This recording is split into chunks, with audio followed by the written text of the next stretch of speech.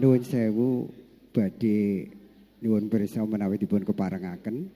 Menika masalah sungkeman upami boten saged nyandra. Nggih. Dipun alihaken wonten ing bawa pripun upami. Lah nggih sekar. Kula sampun kula aturi conto. Dandang gula lajeng menapa menika wau asmaradana. Nggih. Sinom saged. Saged nggih. Sewu tapi nah dandang gula ngaten. Pamintaku mring Hyang Maha Suci. Oh nggih. Kang tumuju ingkang palakrama mangesti tunggal setyane. Lah nika wau. Upami ngeten pareng napa mboten? Tanduk cumangka wonten ing ngersi. Saged menika larasanipun kan slendro. Pinangganten sikra tumungkul ing ngarsa Rama ibune ngoten kepareng nggih. Nggih, saged.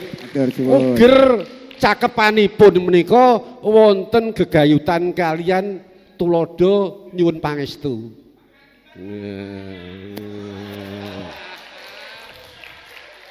Lah menika sae kagem sungkeman. Menika sae. Amazing. Dados upami panjenengan sampun cegak nyekar, wah aku dhisik nang desa iki wis tau nyandra. Saiki genti tak nyekar. Nah, dados mboten monoton menawi dereng saged nyekar, langkung prayogi ampun nyekar. Mungkin basa sastra panjenengan sae, renggepipun wicara sae nggih. Lajeng mletot wonten menika sampun bijinipun sampun sampun kirang. Dados menawi pancen panjenengan dereng saged nyekar, ampun dipeksa nyekar. Awit senajan nyekar menika ugi peparing. Mboten sak dengah tiyang saged nyekar. Nun sewu menika. Kula mboten ngunjukaken nggih, mboten sadengah tiyang saged nyekar. Napa meneh nyekar Jawi. Menawi nyekar namung nyekar basa Indonesia mbok langkung gampil. Jawi menika ugi ngagem raos. Mboten sak namung menapa nek pun diiringi kalian karawitan mboten saged sak enake dhewe menika lho. Oh menika saking pedalangan ngoten mbok menawi mboten saged nyandra sungkeman napa acara manten menika saged dipun ganti bawa dandang kula napa kemawon ngoten. Tapi kedah nguasai larasipun gamelan ngoten. Lho nggih, upami namung gender kemawon kan saged. Langkung tintrim timbang sedaya. Oh nggih nggih. Upami panjenengan badhe Mas genderi wae. Supados swasana tintrim saged ngali-ali dipun midhangeten nggih to. Menawi nek sedaya gamelan kan keramenen. Nek kagem menapa sungkeman sanipun ngagem menika apa? Gender. Titingan nggih laras. Nika malah prayogi. Ning mboten sedaya. Ampun ngangge palaran tapi nggih. Nggih kados maca pat wau. Napa menika ingkang sanggih dandang gula ingkang sekeca napa dipun panguraken nggih saged ningali larasipun mangke situasinipun menapa ngoten upami. Ngoten nggih. Matur suwun, Bu. Nggih, nggih. Mila kula kagungan pangangkah menika panjenengan paling boten medal saking permadani. Paling boten lho nggih. Kedah saged pasrah nganten, pasrah peningset. Kedah saged. Nggih. Menawi panjenengan kersa gladen kula kinten kecil. Gitu. Kedah saged. Menawi panatacara menika sangunipun kedah kathah. Basa sastranipun syukur bagi saged. Namung menawi wonten kesripaan mboten sisah ngrengga basa ingkang ndaki-ndaki. Nggih. Sekap kula minangka wakilipun mboten napa-napa. Menawi wonten pahargyan kula minangka sumilih sarira sang kapiji ing gati. Nah, kapiji ing gati minangka sumilih sarira saking Bapak Harjo Dalika upami. Mboten napa menika wonten pawiwahan. Nek wonten kesripaan mboten sah ndaki-ndaki. Nggih. Awit simpel mboten menapa-menapa. Menika papan panggenipun tiyang sisah. Nuwun sewu Bapak, kala wau ngendikan ngoten, lah nek kula genten ngeten Bapak, selama yahono yahene niku nek pas sungkeman ya tak bawani napa niku tak gendingi-gending ben supaya padha selamat ana ing kidung niku. Dadi tak dongakno. Ana kidung rumeksa ing wengi. Mangke Rewin. Lah niku kula mung niku. Niku tulak balak. Nggih. Rumeksa ing wengi. Nggih. Ndak. Menika rumeksa ing wengi napa siang? Nah, menika sampun saan selenco. Gitu. Monggo pawiwahan menika biasanipun sak mangke wonten menika saged ngarang panjenengan nang najang menika ngagem dandang gendis ning cakepane mboten menika mboten ana kidung rumeksa ing wengi. Berarti selama yahono yahene aku kejegur sumur. Mulane tak sekolahno ning kene ben supaya aku dibenerno. Lah ngene mboten napa-napa. Wong bener kuwi salah dhisik. Ya, ngoten. Nggih, niku sing selama kula lampahi, lah alhamdulillah sesuk niku manak loro brol dadi alhamdulillah. Monggo mangke nika dipun gantos jajang gula. Gantosipun menapa Bapak dan kersanipun mangke kula saged nganu. Nyuwun kula werakipun nggih. Nek ndik wau kan rumangsa ing wengi. Nggih, menawi kagem pangabekten nika nggih. Pamintaku mring Hyang Maha Suci. Oh, nek niku kula pamintaku ning masjid ase. Ya, niku digantos. Tutu rupa tutu bondo. Wah, niku mboten meluk. Ya.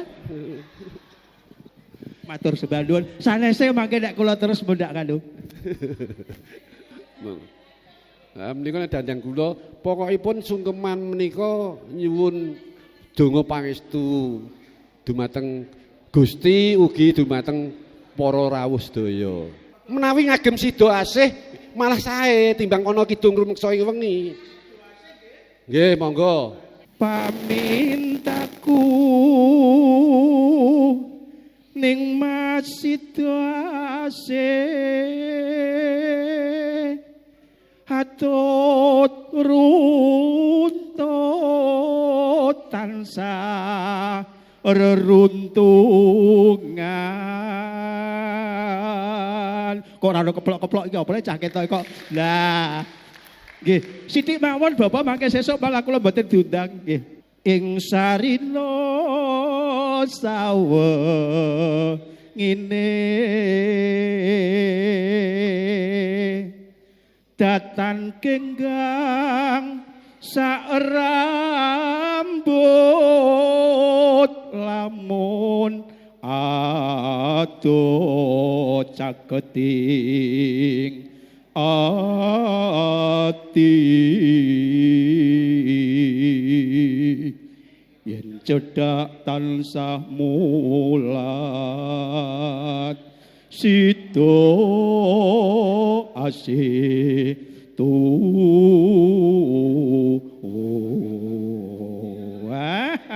terima kasih goge Siti.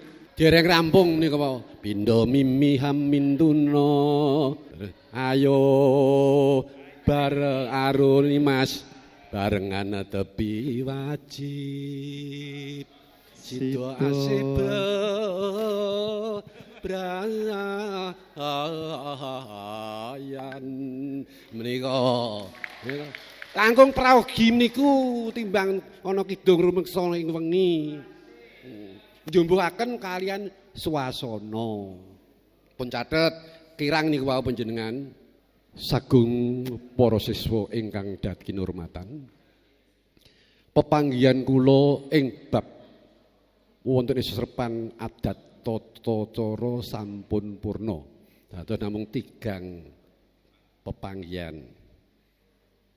So sekedap malih panjenengan badhe ngibadah wonten ing wulan Ramadan.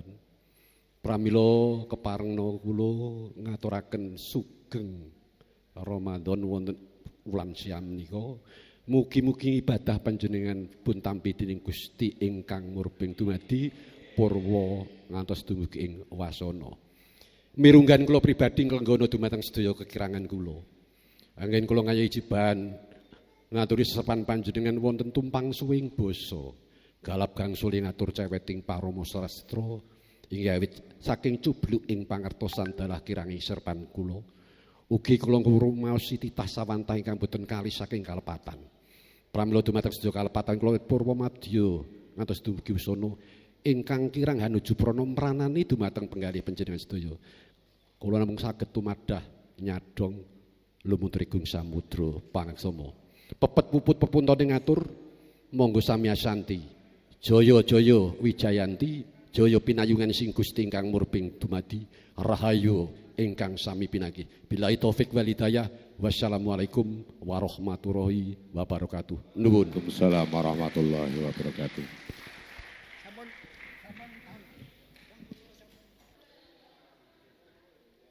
Kepareng atur uningo kadang siswa rambung genyo anambi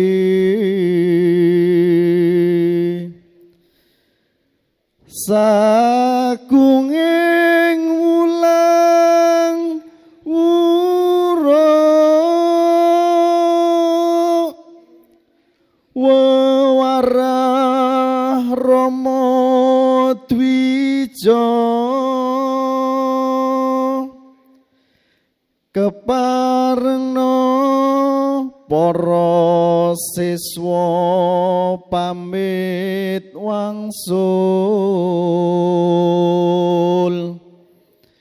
wangsul haning papanira nyuwun tambahing pamuji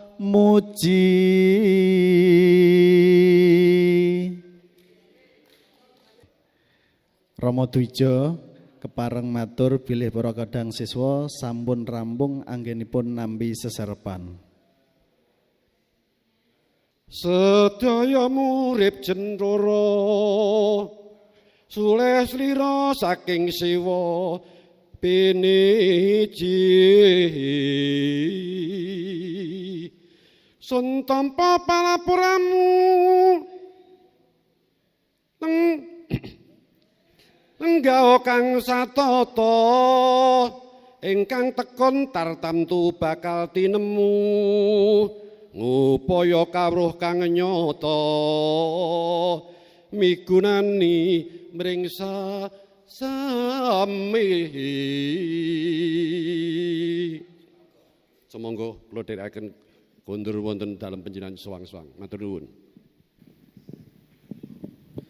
Para kadang kula aturi jumeneng. Para kadang sumangga samya manunggu puja wonten ngarsa dalem ing Gusti ingkang Maha Nasa kanthi njumbuhaken kalian kapitadosan soang-soang. Manunggu puja kawiwitan.